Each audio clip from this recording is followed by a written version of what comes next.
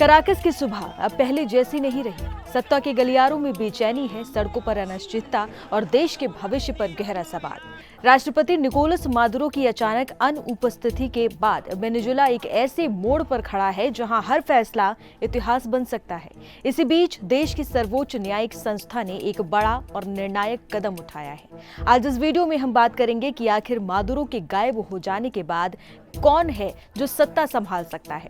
America के राष्ट्रपति Trump ने क्या कुछ कहा और आधी रात कैसे धमाकों से दहला पूरा कराकस। नमस्कार, मेरा नाम है अनुषी गुप्ता और आप देख रहे हैं एनडीटीवी इंडिया।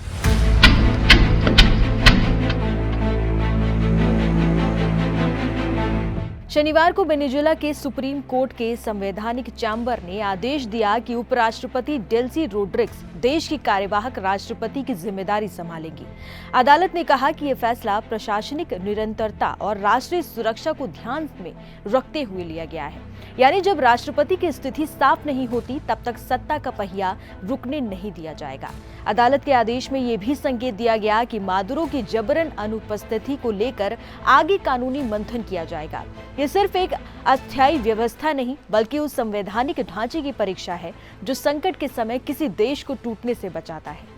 इस फैसले से पहले ही अमेरिका के राष्ट्रपति डोनाल्ड ट्रंप ने दुनिया का ध्यान अपनी ओर खींच लिया था।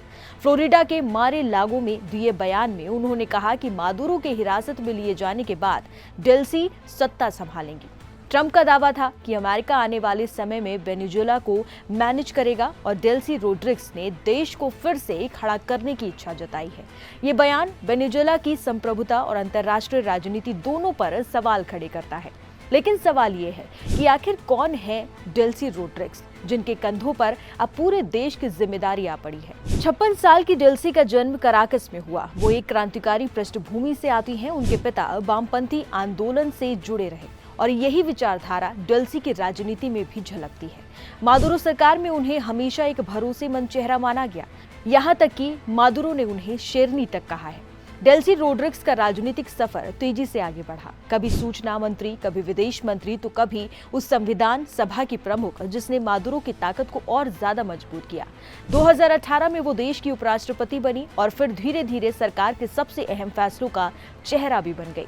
उनकी भूमिका सिर्फ राजनीति तक सीमित नहीं रही। जब देश गंभीर आर्थिक संकट से जूझ रहा था तब डेल्सी ने वित्त और तेल मंत्रालय जैसे संवेदनशील विभागों की जिम्मेदारी भी संभाली थी।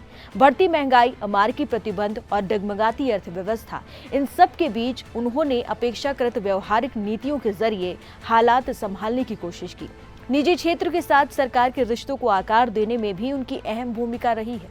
पेशे से वकील, डेल्सी रोड्रिग्स पढ़ी लिखी हैं, आत्मविश्वासी और सख्त फैसले लेने वाली नेता के रूप में जानी जाती हैं।